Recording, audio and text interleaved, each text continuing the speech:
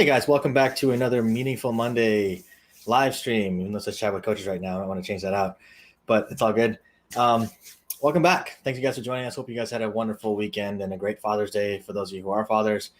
Hope you had a great day and got to relax and not be, down with all the different crazy stuff that we normally have to do. I'm gonna say we as I'm a father. I'm not a father. I'm a dog dad, which is totally different responsibilities.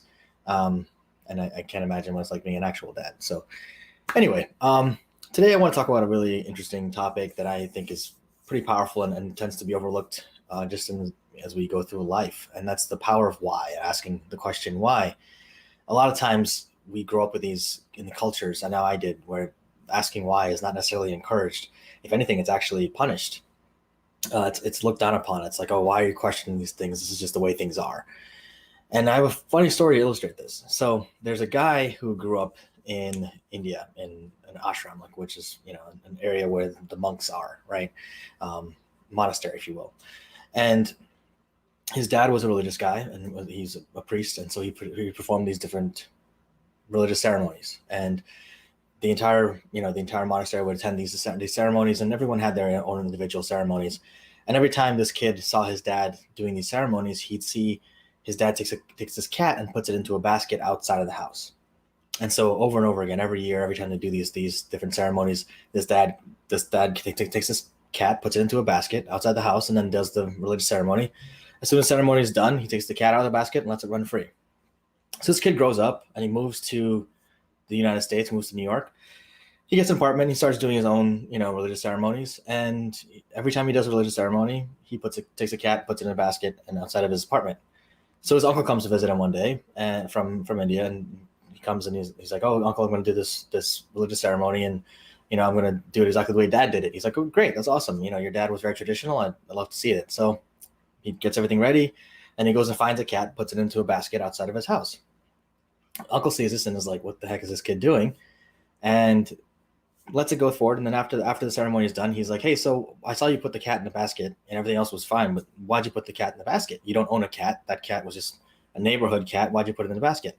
He's like, "Oh, well, my dad always put a cat in the basket outside of the hut where he's doing his religious ceremonies." He's like, "Okay, yeah, did you ask him why he did that?" And the kid said, "No, I didn't ask him why. I just, that's just what he did. So I figured that's the traditional way to do it. You got to do it that way."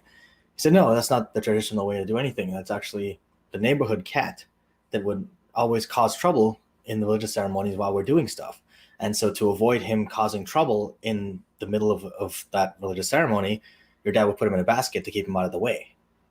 So you're sitting here running around the neighborhood trying to find a cat to put into a basket because you never asked the question why."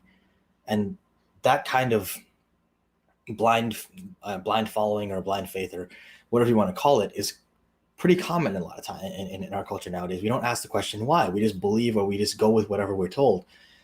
And that's something that I've never really been great at. I think that's probably why I didn't fit the way I could have fit back in the day when I was a kid. But a lot of times people don't ask the question why. They don't take the question. They don't take things further and understand why things are the way they are, or ask what's behind, the reasoning for something happening or something doing things a certain way. For example, dieting, right? People take the idea that, "Oh, yeah, I got to eat healthy. I got to eat healthy. I got to work out. But then if you understand why to do certain things or what the reasoning behind certain things is, you don't necessarily have to ask someone what to eat or how to exercise or those kind. You can actually just kind of create those things for yourselves.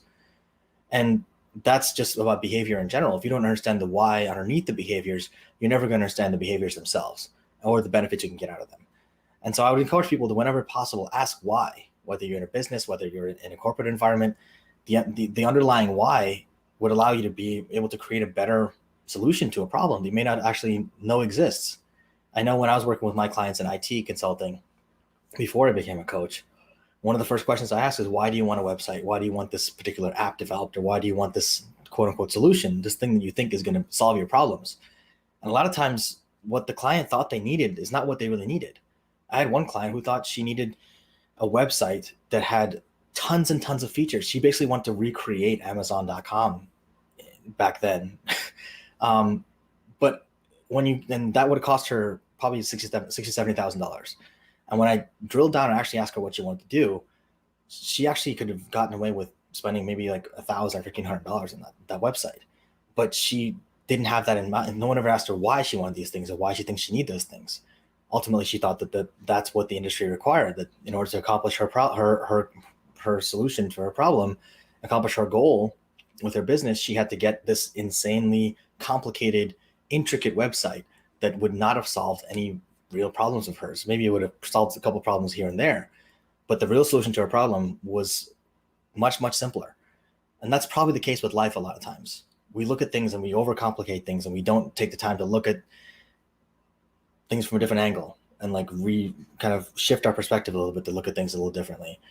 And as I'm going through my own struggles, my own concepts, my own thoughts of myself, I'm trying to do that for myself. And it's harder to do when you're the one doing it for yourself, but it's helpful to talk to someone and like a coach or a therapist and really get that help to shift your perspective and get out of your own head. Because the more in tunnel vision we get, the harder it is to look at things objectively and say, okay, well, what's the real issue here? What's really happening underneath the situation here? What's the situation underneath the situation? Because that's often what the issue is. If you look at just the surface level, you're going to be treating symptoms of a deeper issue. Exactly. Josh, thanks. I appreciate you tuning in, man. Josh says the KISS principle works. Yeah, keep it simple, stupid, right?